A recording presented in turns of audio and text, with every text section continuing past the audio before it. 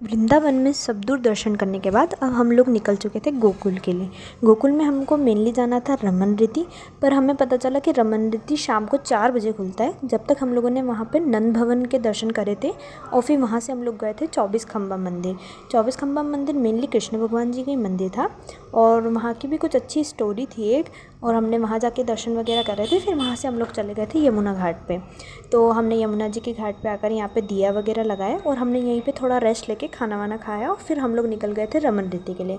जब तक 4 भी बज चुकी थी और हम लोगों ने यहाँ पे एंट्री ले ली थी। ये भी बहुत ज़्यादा सुंदर जगह थी। यहाँ पे मेनली लोग सब जने आते हैं रेती से खेलने। हम लोगों ने भी जा कर के रेती में बैठ कर के खेला था और यहाँ पे भी बहुत ज़्यादा कम भीड़ थी क्योंकि हम लोगों ने अभी एंट्री ली थी, स्टार्टिंग ही था। फिर बाद में बहुत ज़्यादा भीड़ हो गई थी यहाँ पे।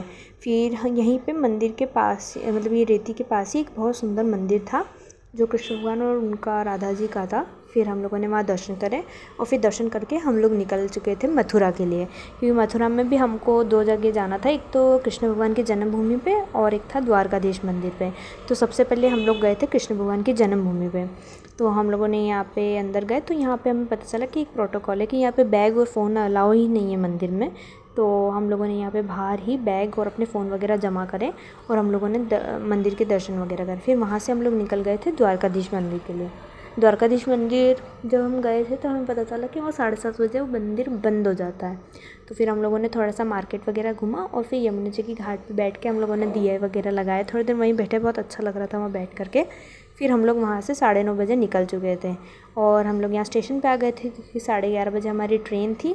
और फाइनली 2 दिन की हमारी ये जो ट्रिप थी बहुत ही ज़्यादा अच्छा लगा हमें ये ट्रिप करके, बहुत इन्जॉय हुआ और मज़ा आया और हम लोग सुबह पहुँच गए थे घर।